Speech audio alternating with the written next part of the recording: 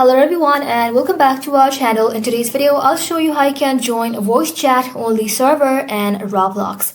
Let's get started. For that, first of all, go ahead and simply open up a browser. Once you open the browser, in the search bar, you need to go ahead and simply search for Rollimons.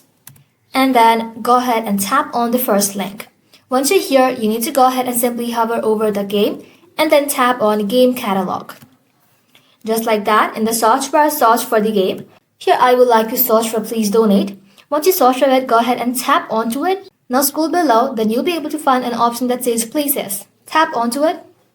Now if the game supports voice chat, you will see a separate place listed for voice chat servers. Go ahead and select it and then tap on View on Roblox. This will take you directly to the voice chat only version of the game. And finally, you need to go ahead and tap on Play and Roblox will load you into that voice chat server. That's it. You are now inside a voice chat only server. Thank you all for watching. If this video was helpful, leave a like and sub and I'll see you in the next one.